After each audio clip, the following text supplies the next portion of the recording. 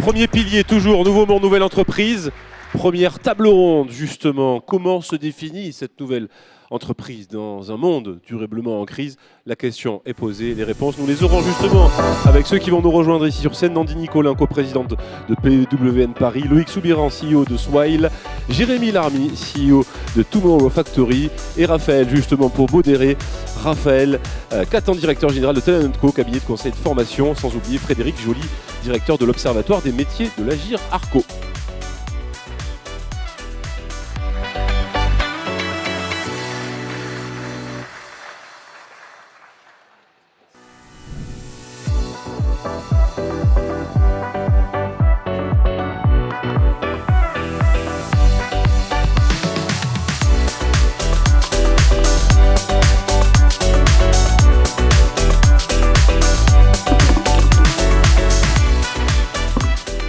Merci beaucoup. Merci Gilles Gâteau pour l'introduction de cette thématique.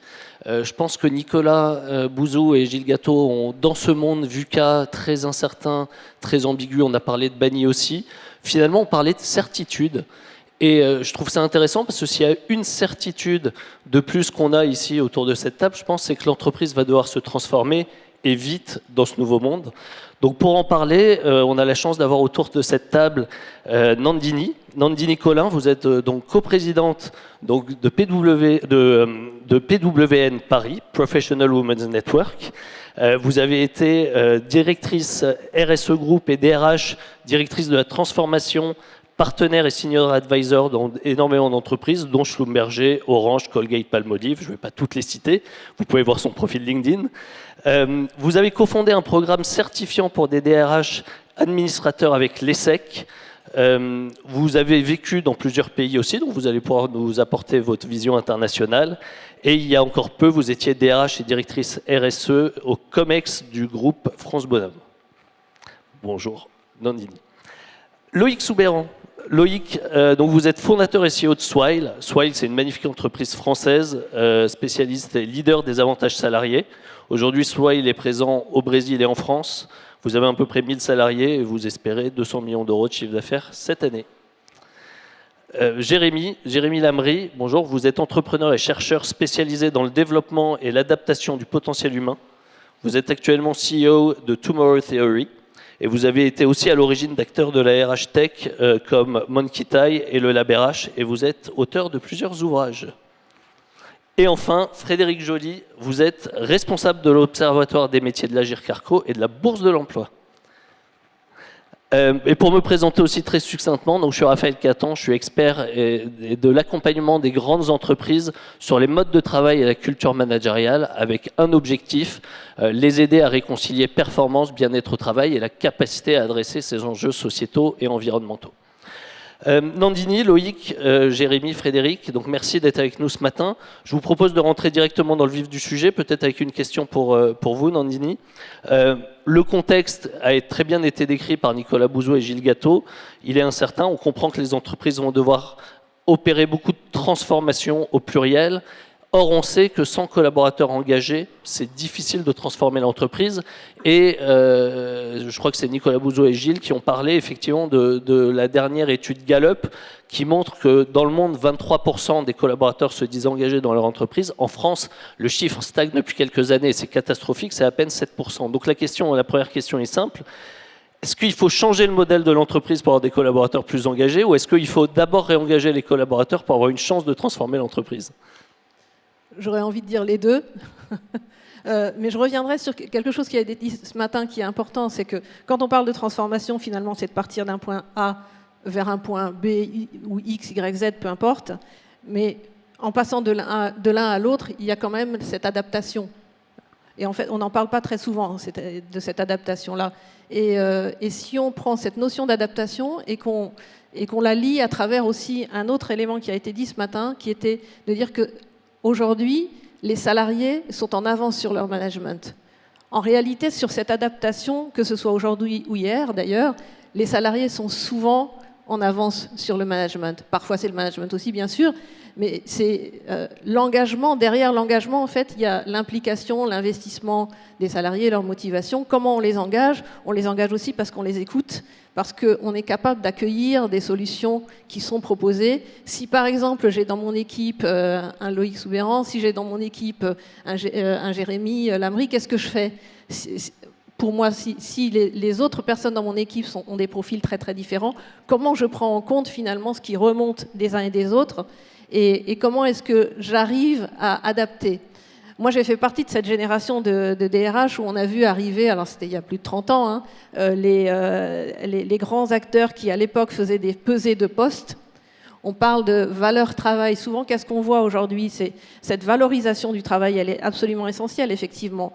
On a vu dans le temps des organigrammes qui, petit à petit, faisaient moins de sens pour les uns et les autres, parce que parfois, en haut de l'organigramme, vous aviez telle ou telle personne qui se retrouvait là, mais quand vous regardiez réellement la contribution, le contenu du travail, ce contenu-là n'était pas forcément compris par le reste de l'organisation. Et en fait, c'est accepter que l'organigramme ne reflète pas forcément la valeur du travail, mais que la valeur du travail peut se retrouver dans les profondeurs d'une entreprise. Et l'engagement, en fait, c'est tout ça. C'est moi, dans l'entreprise, quel que soit mon rôle, comment est-ce que je comprends quel est l'impact de ce que je fais, comment est-ce que ça s'est reconnu, et comment est-ce qu'on m'aide aussi dans cette transition pour passer d'un point A à un point B, et comment on m'aide en termes de compétences, en termes de formation. Pendant longtemps, dans les entreprises, les budgets formation ont été réservés à une partie de la population. En fait, le grand changement d'aujourd'hui sur la question de la compétence, c'est comment on fait pour investir, pour former tout le monde. Parce que les compétences de demain, que ce soit pour la décarbonation, que ce soit pour l'IA, c'est une transformation dans laquelle on a tous quelque chose à apprendre. On n'a pas toutes les clés encore aujourd'hui. Donc finalement, il y a à la fois le fait de réengager les salariés, mais c'est-à-dire accepter que les salariés, quelle que soit d'ailleurs la forme, on parle de salariés, mais il peut y avoir d'autres formes d'emploi, accepter qu'ils aient de l'avance et accepter finalement d'écouter quelles sont les solutions qu'ils proposent, accepter aussi de transformer la façon dont on travaille, la façon dont on manage et la façon dont on explique et on donne du sens et on embarque l'ensemble des salariés. Et embarquer l'ensemble des salariés dans le... J'aime bien la formule du « en même temps » de Gilles Gatteau. C'est une autre forme de « en même temps », mais ce « en même temps » là, engager les salariés dans ce « en même temps », ça n'a rien à voir avec ce qu'on a pu faire ces dernières décennies. Alors merci beaucoup. Effectivement, on entend derrière l'enjeu des compétences, l'enjeu de l'individualisation du contrat de travail. Et justement, c'était un débat qu'on a eu dans la préparation de cette table ronde, l'individuel, le collectif. Et c'est vrai que les DRH dans la salle, pendant longtemps, je pense que vous avez œuvré à individualiser la relation, notamment au service de cet engagement qui fait défaut aujourd'hui. Et puis, entre-temps, le Covid est passé par là, l'explosion du télétravail, et on a l'impression qu'on a laissé un peu de côté le collectif. Et toi, et Loïc, c'était un vrai sujet de préparation. Comment on recrée aujourd'hui le collectif dans l'entreprise? Parce que pour vous, c'est un de vos sujets majeurs. Ouais, vous l'avez bien dit, hein. Bonjour à toutes et à tous. Le Covid est passé par là. Ça a surtout mis en avant les aberrations du monde du travail, finalement, tel qu'il était vécu par les salariés. Et ce que ça a créé, c'est un désengagement assez fort. La réponse, vous venez de le dire, à ça a été finalement d'adopter une approche très individuelle. Or, on le sait tous, la frontière entre une approche individuelle et individualisme, elle est hyper fine. Et malheureusement, bien trop souvent, elle a été franchie, notamment dans l'attitude par les salariés. On voit bien que le rapport, finalement, j'ai pas envie de dire de force, mais vraiment le rapport employeur-employé a changé de ce fait-là, où on a parfois, malheureusement, le salarié s'est mis dans une forme de consommateur. C'est je donne mon engagement si mes aspirations personnelles, si mes volontés individuelles et personnelles sont satisfaites. Et c'est là où on voit quand même, et je pense que dans cette salle, vous avez tous des cas en tête de salariés qui ont pu avoir cette approche-là, notamment quand on a beaucoup de mal à les faire revenir au travail, au bureau, alors même qu'on est absolument convaincu que c'est nécessaire pour le collectif. Hein. Nous-mêmes, dans notre société, je vois, sur des réunions du lundi matin de collectifs, de commerciaux, là où on se galvanise tous ensemble, ben, on voit bien que certains sont absolument ravis de venir et d'autres, ben non, mince, si je peux rester chez moi en visio, ben je serai mieux. Et donc on se galvanise un peu moins sur Teams en visio le lundi matin, ça c'est clair. Voilà. Et donc on voit bien que ça pose quand même un vrai problème. Et on voit bien que là, du coup, on en oublie les fondamentaux. Quand un salarié signe un contrat de travail, il décide volontairement, personne ne le force à signer, de rejoindre une entreprise. Et qui dit entreprise, dit collectif. Une entreprise, elle n'est pas seule dans sa petite bulle, on est dans un environnement compétitif, concurrentiel, donc il faut qu'on aille chercher des succès. On peut largement imaginer qu'on ne va pas aller chercher un succès seul, en tant que salarié, donc on est bien dans une dynamique d'aller chercher un succès collectif, et donc on voit bien que c'est un collectif bien huilé sera toujours plus fort qu'un collectif, qu'une somme d'individualité. Moi, j'aime bien une phrase qui dit qu'on est là pour bâtir une équipe championne et pas une équipe de champions. Hein, la différence est fine et pourtant elle est absolument fondamentale. On le voit bien hein, typiquement dans le monde du sport. Parce que finalement, tout ça, cette culture-là, c'est de la responsabilité des entreprises, de la direction, du leadership, de s'assurer que cette culture qui place le collectif au-dessus de l'individualité, ça soit bien le cas. D'accord ? Et on voit bien dans le monde du sport, pour prendre une analogie qui parlera peut-être à beaucoup de monde, on voit bien qu'il y a des clubs qui bâtissent leur équipe autour d'individualité. Hein, ça commence par P, ça finit par G. Bizarrement, à la fin, ça ne gagne jamais. Là où il y a des clubs qui vont vraiment bâtir un collectif bien huilé, peut-être avec des individus jugés individuellement un peu moins performants, mais qui, en revanche, ont cette obsession du collectif, ont cette obsession de la victoire collective, chacun a son rôle, chacun a son poste, personne ne se prend pour Superman pour faire gagner le club. Et donc, pour revenir d'ailleurs sur le cas actuel, on va aller jusqu'au bout de l'analogie, un Kylian Mbappé qui est au PSG, je peux vous garantir que là il est placé en star absolue du projet, c'est dit, c'est le président qui le dit, c'est pas moi, hein, de manière publique, nous mettons ce joueur au centre du projet, zéro résultat. Quand il va aller au Real de Madrid, il va redevenir un joueur lambda. Et donc on voit bien qu'il ne faut surtout pas se laisser prendre en otage par des individualités, puisque les individualités en fait savent complètement s'adapter au contexte qui leur est proposé. Et ça, c'est la responsabilité de qui ? C'est quand même bien la responsabilité de l'entreprise, du leadership, etc., de surtout pas se laisser malmener par des comportements individualistes. On est dans une entreprise, on est dans un collectif, on doit gagner ensemble, quoi qu'il en coûte. Quoi qu'il en coûte. Bon, on comprend que tu ne prendras pas Nasser El-Khelaifi comme manager pour tes équipes. Et on comprend surtout que l'entreprise de demain, effectivement, doit placer le collectif au-dessus des individus. Jérémy, pour autant, est-ce que ça signifie une structure organisationnelle rigide ? Je crois que vous plaidez pour des organisations plus mouvantes en fonction des besoins de compétences de chaque équipe. Et vous appelez ça une skills-based organization. Est-ce que vous pouvez nous en dire un peu plus ? Oui, alors je pense qu'on est au bon endroit aujourd'hui pour parler de ça. Je sais que c'est un sujet qui est très cher à Paul. Donc, on est dans une économie en fait qui a beaucoup évolué.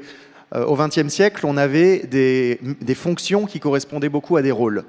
Et ce qu'on appelait le travail, c'est l'activité rémunérée par laquelle on est censé créer de la valeur socio-économique. Sauf qu'aujourd'hui, au XXIe siècle, ça veut dire quoi créer de la valeur socio-économique ? Dans une entreprise, on peut être un coup une unité de production, on peut être un coup un manager, on peut être un coup un développeur, on peut être un coup un leader, et tout ça dans la même fonction en fait. C'est-à-dire on va avoir des phases, on va avoir des moments, et je pense que l'une des raisons qui fait déjà qu'on n'arrive pas à engager, c'est qu'on n'arrive pas à remettre ça en visibilité. C'est qu'une fonction, un métier, c'est avant tout un tas de rôles, comme dans les jeux vidéo où vous pouvez être le magicien, le guerrier, ce que vous voulez. Mais il faut redonner un petit peu ces lettres de noblesse à ce qu'est le travail de nos jours. Le travail, c'est avant tout une contribution au succès de l'organisation. Et ça veut dire en fait que par moment, ça implique d'être comme ci ou comme ça. Et si on expliquait aux gens en fait que les compétences qu'ils ont leur permettent de développer certains rôles plus que d'autres et qu'on rapprochait ça de leurs appétences, on arriverait beaucoup plus facilement à engager. Mais surtout, c'est aussi le sens de l'histoire. On déconstruit les diplômes aujourd'hui en certificats, en unités de compétences. Pourquoi ? Parce qu'une entreprise, en fait, elle n'a plus besoin de monolithes. Elle a besoin de compétences, elle a besoin de personnes capables de délivrer des comportements observables qui se traduisent par des compétences acquises par la formation ou par le travail. Et c'est tout ça qui est en train de se passer aujourd'hui. Et on a plus que jamais besoin de comprendre les compétences des collaborateurs, comprendre lesquelles ils ont envie de développer et mettre ça en lien avec ce dont l'entreprise a besoin aujourd'hui et surtout demain, parce qu'on a de plus en plus besoin de planifier. Et donc on a besoin d'évolutivité permanente. Et moi, je le vois, hein, c'est ce qu'on voit dans les organisations plus petites et plus dynamiques. Quand on est capable de vendre de l'évolutivité aux collaborateurs, quand on est capable en fait, de les embarquer dans le projet. Et dernier point, quand on est capable de les impliquer dans le projet, ça change tout. Les impliquer, pourquoi ?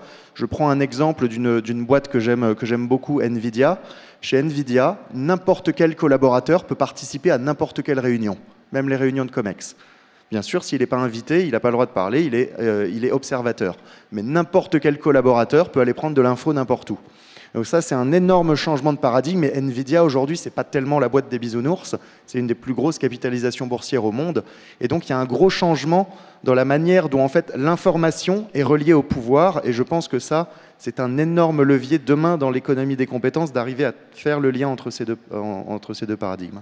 Un véritable chantier. Frédéric, je vais vous donner la parole. Dans les échanges préparatoires, vous avez utilisé, enfin on rebond sur ce que dit Jérémy, en disant les compétences sont le nouveau Lego pour assembler les organisations. Oui, c'est vrai que c'est une expression qui est sortie. On conduisait une étude en fait, sur les métiers émergents dans notre secteur d'activité. Et en fait, Nicolas Bouzou l'a dit, il y a peu de métiers qui disparaissent et il y a peu de métiers qui apparaissent. Donc finalement, l'étude, on aurait pu la boucler très rapidement. Mais on s'est rendu compte en fait, que les métiers se transformaient en interne. Et on a parlé de phénomènes d'hybridation. Vous voyez qu'il y a des métiers qui étaient augmentés par des compétences qui venaient d'autres métiers. Il y avait il y avait des fertilisations croisées entre certains métiers, voire de l'acculturation. Et on s'est dit, mais finalement, le prisme par lequel on regarde la transformation, notamment pour moi, puisque je gère un observatoire des métiers, c'est le métier, mais ça ne fonctionnait pas. Il fallait qu'on regarde en fait les compétences. C'est là où on se rend compte que les choses bougent. Donc, collectivement, c'est-à-dire les entreprises de notre secteur, il y a une vingtaine d'entreprises, on est 28 000 salariés, 2 activités, retraite complémentaire et de l'assurance de personnes.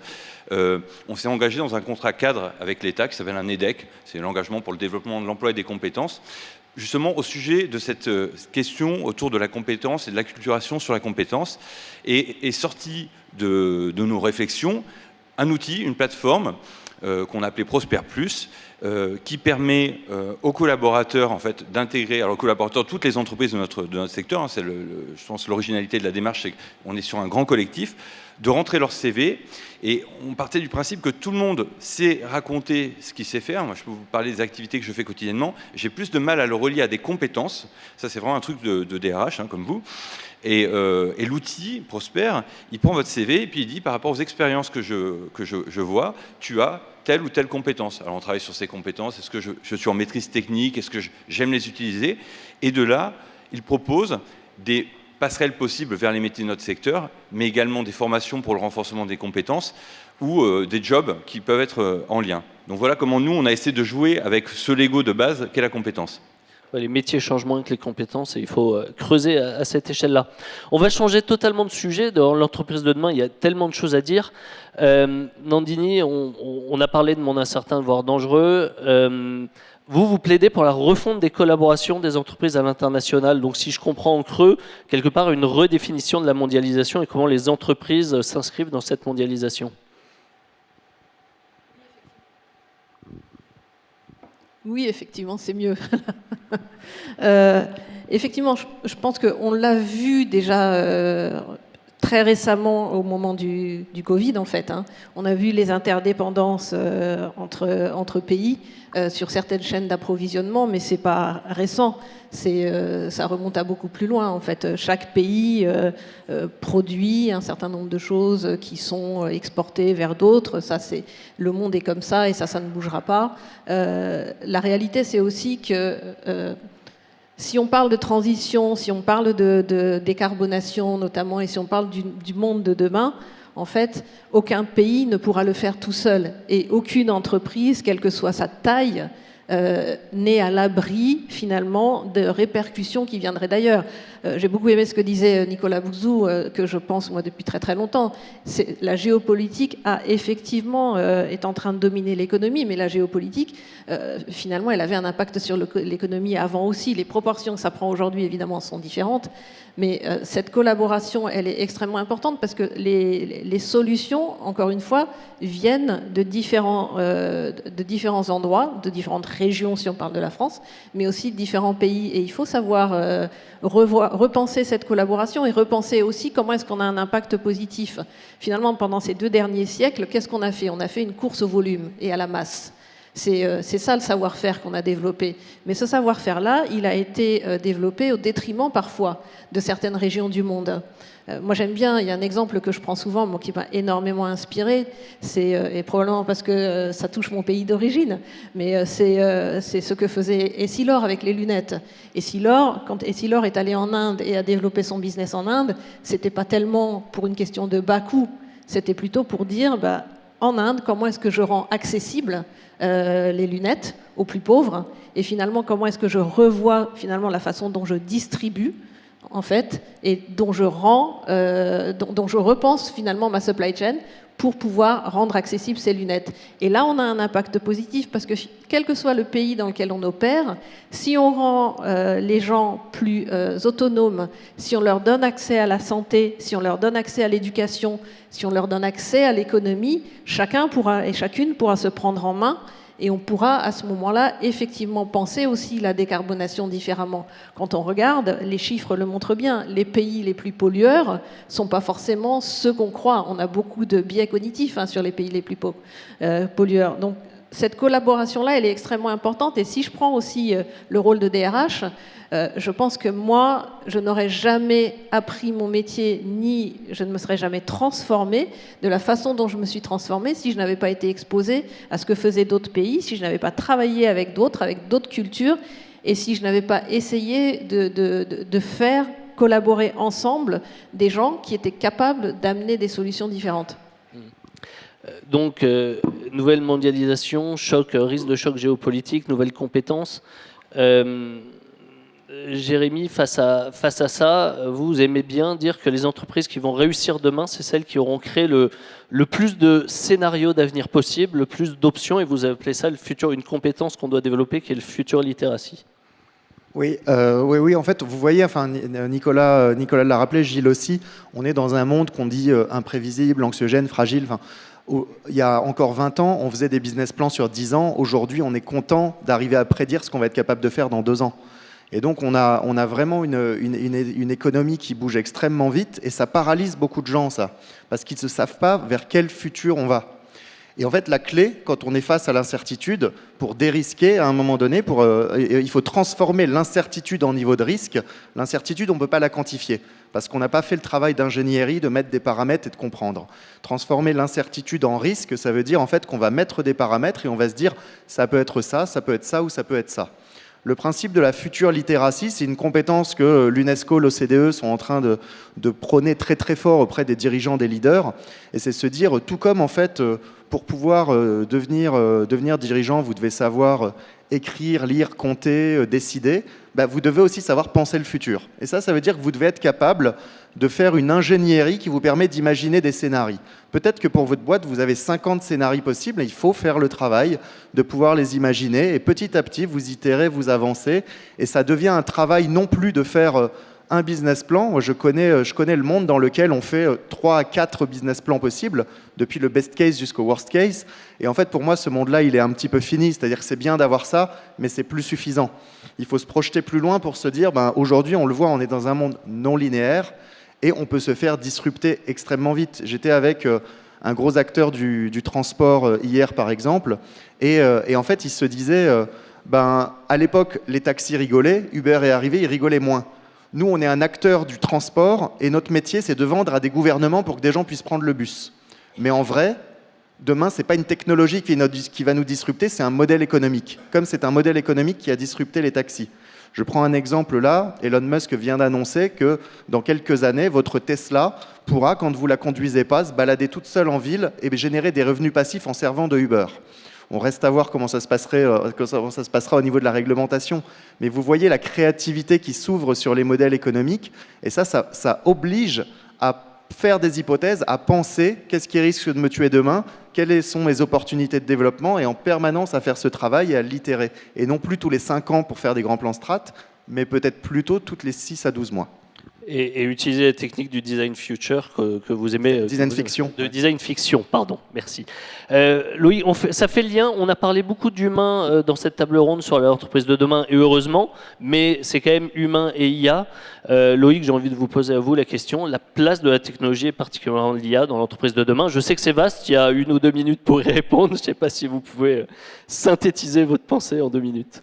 C'est à la fois vaste et puis il y a eu beaucoup de tables rondes à ce sujet. Sur l'IA, j'aimerais juste remettre en avant ce que Nicolas Bouzou a mis, le chiffre qu'il a dit en introduction. 25% des collaborateurs l'utilisent déjà, donc en fait la place elle est déjà centrale, en sachant que la technologie est apparue il y a 18 mois à peine. Donc on imagine à quel point ça va vite en adoption en interne. Effectivement, les salariés en avance sur leur manager très souvent, ou leur leadership à ce sujet. Et on peut largement imaginer que du coup, dans les 2 ans, je pense qu'on sera, ce 25% se transformera en 95%, mais sans l'ombre d'un doute. Pourquoi? Parce que tout le monde y voit des avantages très concrets. L'IA, ce qui compte, on se rend compte là dans les discussions qu'il y a en 2024, qui a commencé à avoir en 2023, c'est les cas d'usage. Donc ça fait les cheveux gras des consultants, évidemment.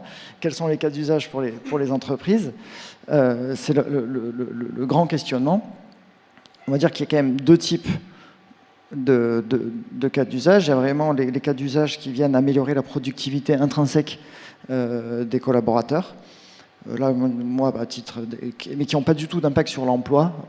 Voilà, donc chaque collaborateur comprend que grâce à cette technologie, il va pouvoir mieux travailler.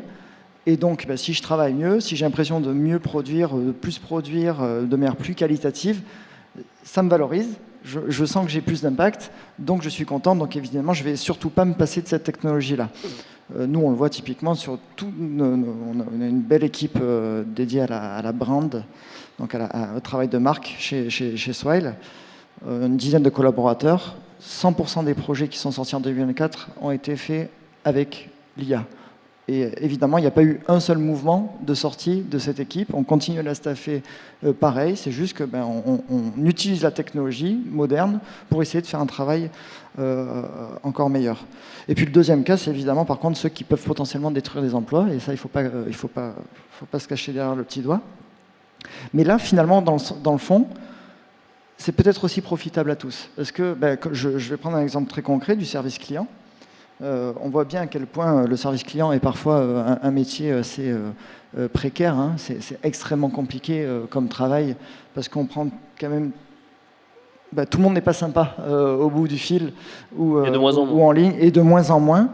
Donc on voit bien qu'il y a du coup un désengagement, mais alors là total, des collaborateurs à ce sujet. Donc on est quand même très loin d'une forme d'épanouissement. On est évidemment plutôt dans des métiers plus alimentaires que épanouissants. Et quand on met en place l'IA sur ces cas d'usage très précis, on voit bien que à la fois le client est plus content, puisque du coup, l'un dans l'autre, l'IA ne va pas réagir à ces mots déplacés ou à ces... Voilà. Il y a des études qui sont parues comme quoi, justement, les clients commençaient à préférer parler à des IA qu'à des humains. C'est un peu triste dans le fond, complètement triste dans le fond. Mais en même temps, oui, une IA, elle est plus empathique. Ça a été prouvé que c'était plus empathique. Voilà.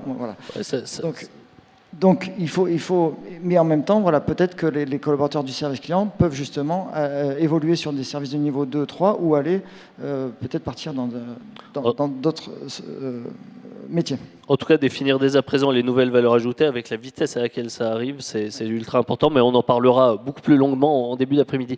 Frédéric, peut-être une dernière question avant de prendre les questions du public.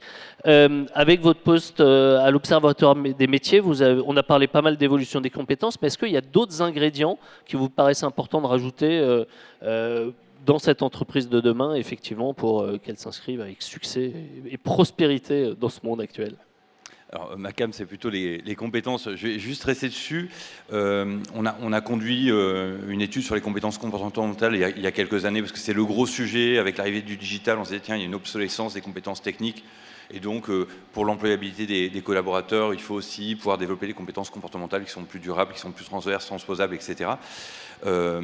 Mais on voit effectivement qu'avec l'arrivée de l'IA générative, ça change aussi les choses. C'est-à-dire les compétences comportementales, ça reste important. Les compétences techniques aussi, hein, enfin, il faut une expertise technique. Ce qui change, à mon sens, c'est la capacité à challenger ou à critiquer ce que l'IA produit. C'est-à-dire que cette capacité d'esprit critique, de mobilisation de son expertise pour pouvoir se dire est-ce que c'est bon ou pas bon, pour pouvoir prendre des décisions. Finalement, l'IA, c'est un assistant qui fait plus ou moins bien son job en fonction de comment on lui parle. Et nous, notre responsabilité, effectivement, c'est de pouvoir juger et prendre des décisions sur la base de ce qu'il nous propose. Donc il y a une capacité sens critique, il y a également cette capacité à prompter, hein, tout le monde en parle, effectivement, il faut pouvoir communiquer avec la machine de manière correcte. Et dernier point, pour moi, ce qui va être important demain, c'est la singularité. C'est-à-dire que l'IA va produire énormément de choses, énormément de contenus qui se ressemblent quand même tous assez. Et nous, notre enjeu, c'est de faire entendre notre petite musique. La petite voix qu'on a au fond de nous, c'est notre capacité à développer notre empathie, notre sensibilité, notre créativité, pour pouvoir proposer quelque chose de nouveau.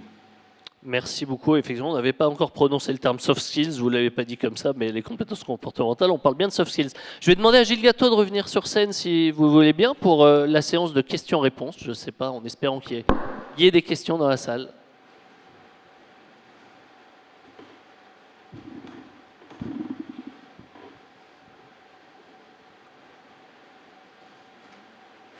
Il y a quelqu'un qui va prendre. On va vous demander de vous présenter, s'il vous plaît. Oui, bonjour, Bertrand Brouillard, ministère des Armées. Donc, c'était une question pour Jérémy. Le fait de développer une activité, en fait, une société, enfin une entreprise, pardon, plutôt en mode agile, est-ce que ça veut dire qu'il y a plus de freelancing? Et comment, avec un modèle freelancing, on arrive à avoir un modèle de collectif au sein d'une structure? Alors, c'est possible, hein. En fait, le sujet du freelancing, il va toucher pour moi à deux domaines réservés. Le premier, c'est la disponibilité en compétences. Et aujourd'hui, il y a de plus en plus de personnes qui ont des compétences recherchées, qui décident de se mettre à leur compte, parce que comme ça, ils ont des portefeuilles de clients. Et après, le deuxième sujet, ça va être le sujet de la charge fixe. Et quand je parle de la charge fixe, on va parler du salaire et on va parler du management. Et en fait, dans la plupart des boîtes aujourd'hui, c'est en train de changer, mais dans la plupart des boîtes, les freelances sont encore gérés par les achats et pas par les RH. Et la grande transformation à faire, elle est peut-être celle-là, c'est ouvrir les limites de l'organisation pour considérer que ceux qui contribuent à la création de valeur de l'organisation sont peut-être pas forcément sous statut CDI, parce qu'il faut faire la différence entre le travail, qui est l'activité, et derrière l'emploi, qui est le cadre qu'on met sur ce travail. Et en France, on a par défaut le cadre du CDI. Mais aujourd'hui, en fait, de plus en plus, on voit bien que le freelancing s'invite un peu partout. Donc pour moi, c'est un très gros sujet, en fait, en France, repenser le freelancing, parce qu'on touche tout de suite aux liens de subordination. En France, c'est très, très compliqué hein, de faire du freelancing à l'échelle. Aux États-Unis, on a des boîtes qui font jusqu'à 5000 personnes avec 90% de freelance. Aux États-Unis, si on fait ça, il y a l'URSSAF qui débarque dans la semaine. Hein. Donc on a ces enjeux-là. Mais pour moi, en fait, ça, si vous voulez, c'est que de la soupe. C'est pas le sujet le plus important. Pour moi, il y a un risque, en fait, un sérieux risque, en fait, d'aller précariser et faire en sorte que l'entreprise ne réponde plus au rôle auquel elle est censée répondre avec le cadre qui est le CDI. Donc, il y a un vrai sujet de responsabilité de l'organisation quand même, et aussi sur les enjeux de santé mentale. Parce qu'en fait, un freelance va souvent être moins managé et donc on va souvent pouvoir moins faire attention à lui. Et je pense que les enjeux de santé mentale, bien avant l'IA, bien avant les compétences, bien avant tout ce qu'on se dit, ça va être le premier enjeu des RH dans les 3-4 ans qui viennent. Je pense bien avant tout le reste. Et je pense que ça va nécessairement ouvrir la question aussi de tous les types de collaborateurs, pas juste ceux en CDI. Est-ce qu'on a le temps de prendre encore une question? Il y en a là.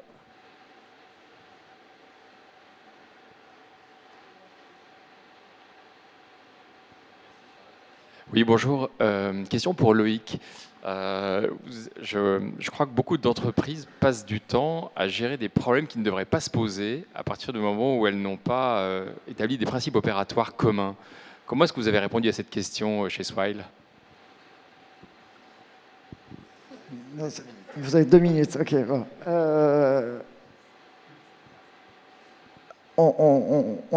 Chez Soil, on a essayé de bien grandir. On est aujourd'hui 1000, tout en restant dans l'esprit start-up.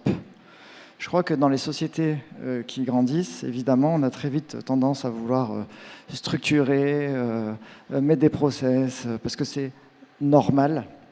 Et on a toujours combattu cette normalité, parce que quand on parle d'engagement des collaborateurs, on est très sensible justement à ce que les uns et les autres essaient de préserver l'impact, le sentiment d'impact qu'ils ont. On parlait de la valorisation, etc. Et je pense que le sujet clé, c'est la responsabilisation. La responsabilisation des uns et des autres, plus l'entreprise grandit, souvent vite et parfois et souvent mal, plus elle se délite. Les fonctions de terrain passent le pouvoir aux fonctions support, les fonctions pour des mauvaises raisons, justement. Donc ça y est, moi je suis leader de mon équipe, mais je délègue le recrutement de ma propre équipe à une équipe tierce. Ça arrive très régulièrement. À la fin, on ne comprend pas pourquoi l'équipe ne performe pas, mais c'est normal parce qu'il y a eu un désengagement total du leader vis-à-vis de ce sujet. Donc nous, c'est vraiment une approche très forte où les équipes terrain gardent le pouvoir opérationnel, parce que c'est elles qui sont responsables de leurs propres résultats, et elles s'appuient sur des fonctions support qui, comme leur nom l'indique, sont des fonctions support. Voilà. Donc elles doivent supporter, et très souvent, les boîtes qui sont malades de bureaucratie sont les boîtes qui ont délégué toute la responsabilité aux fonctions support. Vous avez même dit dans la préparation, best support is no support. Best support is no support. Je crois qu'on a une dernière question et puis après il faudra vraiment qu'on enchaîne. Madame. Bonjour, Claudine Pierron, chef de projet APEC. C'est une question pour Jérémy, on se connaît très bien. On a débuté sur pas mal de réflexions sur les stratégies d'apprentissage. Et moi, je voudrais t'interroger, Jérémy, parce que je sais que ça te tient à cœur sur les compétences du 21e siècle. C'est aujourd'hui, il y a quand même, on oppose toujours IA, disparition des emplois, mais c'est plutôt IA et stratégie d'apprentissage au sein des entreprises. Et donc aujourd'hui, comment toi tu vois le rôle aujourd'hui des ressources humaines sur cette pluridisciplinarité qui va être nécessaire pour intégrer des connaissances et en même temps une agilité, une adaptabilité. D'ailleurs, Nicolas Bouzou en a parlé.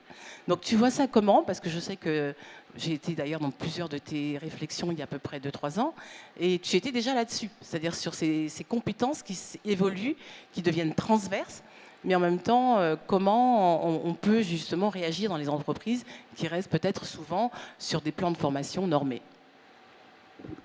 Merci Claudine. Oui, effectivement, tu connais le sujet puisque tu m'as suivi dans mon doctorat et dans pas mal d'autres travaux. Ça fait une dizaine d'années que je travaille sur l'impact sur les métiers, sur les tâches de la digitalisation et de l'IA. Et ce qui ressort, c'est qu'on a besoin de 4 grandes compétences clés demain. Là, je vois réponse en 1 minute, donc je me dépêche. On a 4 grandes compétences clés demain qu'on appelle les compétences du 21e siècle, qu'on peut appeler les 4 C, créativité, esprit critique, collaboration, communication. Et un exemple de ça, c'est extrêmement simple, c'est ça fait 10 ans qu'on peut remplacer les hôtes de caisse, qu'on appelle souvent les caissières, par des machines. C'est pas fait partout, et il y a encore énormément d'hôtesses de caisse. Et en fait, la différence, c'est qu'aujourd'hui, quand une hôtesse de caisse est encore là, qui coûte plus cher qu'une machine est là, on va attendre en fait qu'elle ait un meilleur relationnel que ce qui pouvait être le cas avant. Et ça veut dire en fait qu'elle doit être mieux formée et donc avoir des capacités relationnelles de communication bien plus développées qu'avant. Et ça va être le cas sur tous les métiers. Quel que soit le métier auquel vous pensez, ce qui était avant productif va devenir de plus en plus assisté et de plus en plus augmenté. Et ce qui va rester quand on va être finalement avoir un humain quelque part, ça va être notamment sa capacité de relationnel, son esprit critique et sa capacité à collaborer. Et donc ces 4 C sont la base de l'économie de demain. Je pense qu'il est temps de conclure. Nandini, Loïc, Jérémy, Frédéric, Gilles, merci beaucoup pour cet éclairage et je passe le micro à Pierre. Merci à tous les 4, merci pour vos contributions, pour vos prises de parole, pour ces échanges et pour cette table ronde.